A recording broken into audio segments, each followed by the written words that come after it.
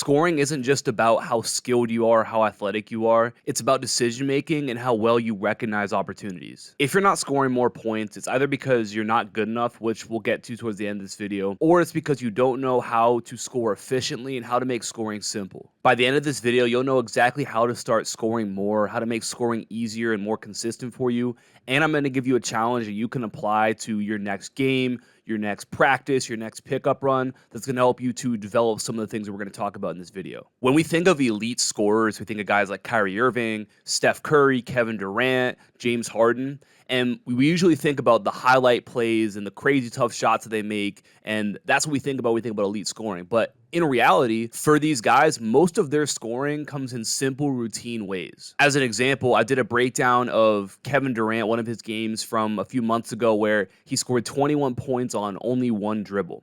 And that one dribble he took was him attacking a closeout to get downhill.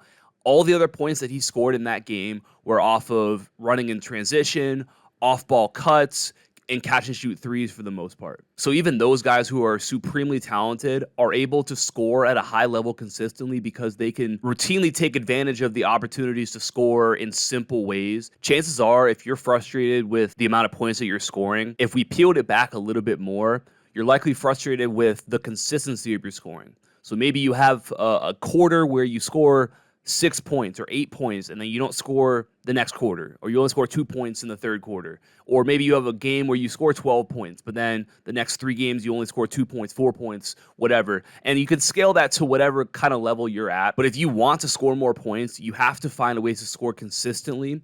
And consistent scoring comes through simple scoring. So let's talk about 3 areas where you can start to get easy points that are going to lead you scoring more consistently and scoring at a high level. Number 1 is running in transition.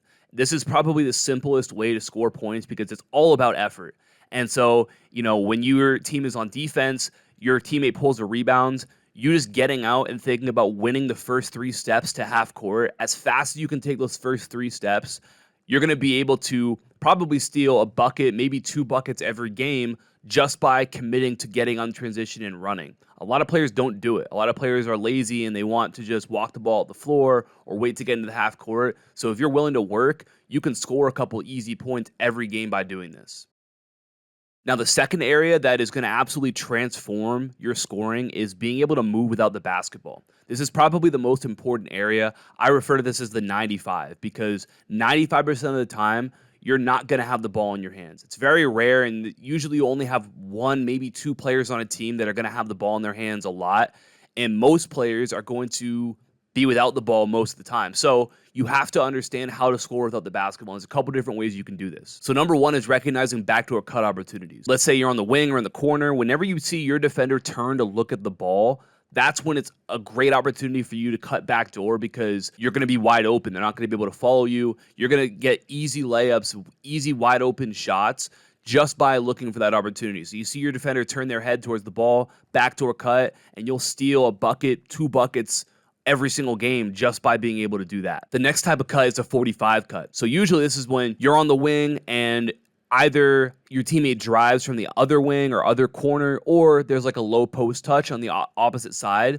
When you do that, you're just thinking about cutting from the wing to the basket. And a lot of times, again, your defender who's in help turns to look at the ball or turns to go and help. And so that 45 cut is wide open for you to get an easy layup too. Great way for you to score, an extra bucket a game just by recognizing that opportunity and be willing to do something. And then the last area that's really important is relocating. So when your teammate drives, usually your defender is going to be in help, and they're going to try and put themselves somewhat in the passing lane between your teammate who's driving and you so that if they make a pass, they could get a hand on it or whatever. So whenever your teammate drives, you want to relocate to make sure that you open up a passing lane so that your teammate can kick the ball out to you. And then at that point, if you're a shooter, then you've got an open catch and shoot 3, or maybe your defender closes out to you and now you have momentum, you have an advantage to attack, you can get downhill and get to a pull-up or get to the basket for a layup or whatever. Now, the third area that you can really focus on to get easy points is crashing the offensive boards. And this is another one, kind of like the first one we talked about running in transition. This is all about playing hard and effort and wanting to go get the ball. I've coached players who have no business pulling offensive rebounds because they're small, they're not super athletic, but they just work for it. They put themselves in a position to where the ball might come for them and they just try their best. 95% of the time, you're not going to get the ball because it won't bounce to you, or someone will box you out, or someone will just win the ball. But that 5% of the time, once or twice maybe a game, if you consistently crash enough, is enough that you can score 2-4 points. Maybe you get fouled, go to the free throw line. So again, going through that, number one, run in transition, win those first 3 steps. Number two, look for opportunities to move without the basketball. So backdoor cuts, 45 cuts, relocations when your teammates are driving. And then number three, look for opportunities to crash the offensive boards hard. And that's going to lead to putback opportunities or free throw opportunities as well. Now, the other area that's super important when it comes to scoring more, making scoring easy, is knowing when the right time to attack, when the right time to try and score is. A lot of players struggle to drive to the basket, they struggle to attack, and they think that it's a physical thing. They think that they're just not good enough, that maybe they're not strong enough, that they're not good enough handling the ball. A lot of times that's not the case. A lot of times the problem is that they are trying to drive in situations where it doesn't make sense to drive, where it's going to be really, really difficult. So it's important that we can pinpoint good opportunities to get downhill. And then not only are you going to score more, but it's going to be easy. It's going to feel way easier for you to do it. So let's talk about some mistakes that players make when it comes to this. Number one is driving into crowds or driving into really good help defense. So sometimes there's a gap defender that's right next to your defender, and if you try and drive, you're going to be driving right into somebody on defense, and so you're going to turn the ball over, or you're just not going to get anywhere. So that's the first mistake that a lot of players make. Or there's a lot of congestion in the paint, and they try and go to the paint anyway, even though there's no open space, there's no opportunity for them there. The next thing is not recognizing momentum advantages to attack, meaning that a closeout comes at them and the defender is at their most vulnerable and players don't recognize and attack that right there. That's the best time to try and get downhill, is when your defender is closing out to you, and a lot of players don't take advantage of that. So what do you need to do to make sure that you recognize these great opportunities to attack and start to score way more easy points because of it? Number one is you need to get good at reading your defender. So is your defender closing out to you? Is there momentum coming towards you that you can take advantage of? Like I said, the hardest thing a defender is going to do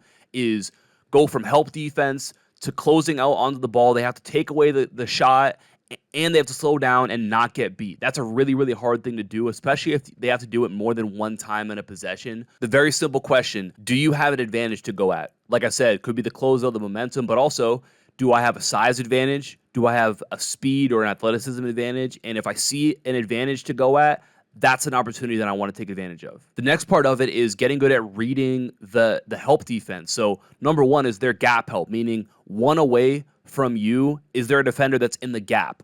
If not, it becomes a much easier opportunity to drive because there's nobody who's there to step into the gap and be in your driving lane. There's nobody who's there to reach and maybe get a hand on the basketball. So can you recognize when you don't see a gap? We call this the empty read. So if I catch the ball and I see, oh, it's empty, then that means it's a really good opportunity for me to be able to get downhill because I only have to worry about beating one guy and I don't have to worry about help defense. Same thing, we talk about weak side help. So do you see that the paint is empty?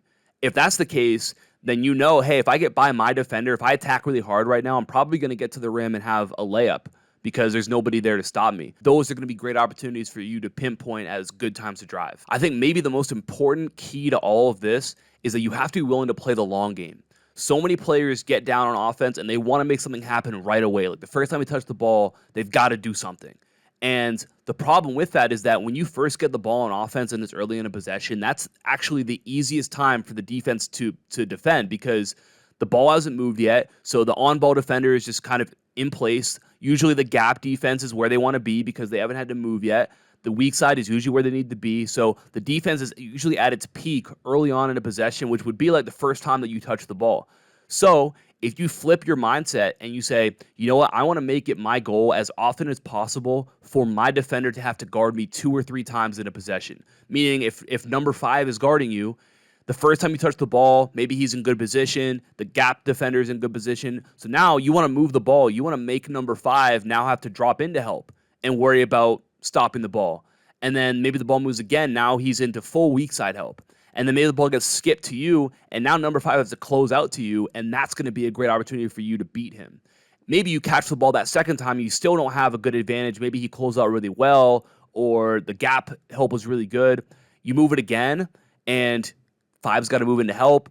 If you make them rotate a third time and him come close out to you again, the likelihood of them being able to successfully do that over and over and over and over again for multiple possessions is very low. It's very hard for defenses to do that. If you make it your goal to say, hey, I want number 5 to have to guard me 2 times or 3 times every possession, you're going to start to notice that that second, third time is going to open up these advantages that we talked about, closeouts, mismatches. It's going to open up those things way more for you. Now, I want to give you something that you can use to be able to apply this stuff to your games going forward. This is called the 6 Easy Points Challenge. And so the objective here is that you score at least 6 points in a game off of these easy high percentage opportunities. We want to create what's called a scoring baseline, meaning we want to create an amount of points that you can pretty much bank on having every single game. So I know even if I'm terrible and, I play my worst offensive game, I can count on scoring these 6 points because that's the baseline you've created. Meaning even your bad games won't be that bad because you're still going to have this that you can fall back on. So here are the 4 categories, the 4 opportunities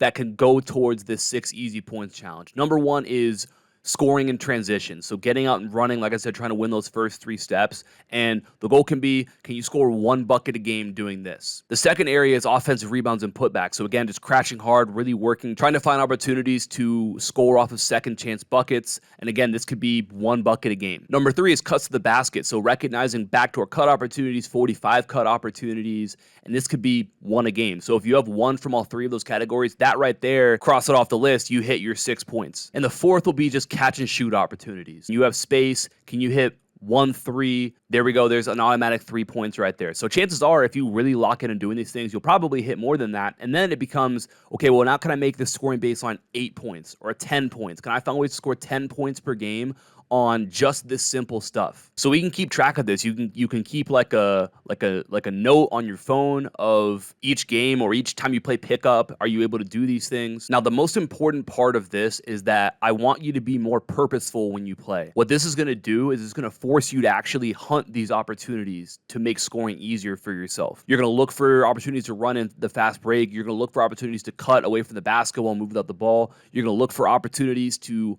crash the offensive boards. And by doing that, you're going to put yourself in a position to score more consistently because you're going to be scoring in much easier ways. This also is going to reduce your reliance on making tough shots or even making shots in general. You could hit this goal of 6 points, and if you get consistent 8 points, you can do that without making a single 3. You can do that without necessarily even dribbling a single time. And like I said, all of this is with a goal to make your scoring more efficient, make it more simple. And when you do that and you build the habit of hunting these things, you're going to become a really good scorer. So give this challenge a try and let me know in the comments how it goes. Now, like I mentioned at the beginning of the video, the other reason why you might not be scoring as many points as you want because maybe you're not quite good enough to do so. And regardless of whether or not that's the case, all of this becomes easier if you're better. Most players could be getting better twice as fast as they currently are.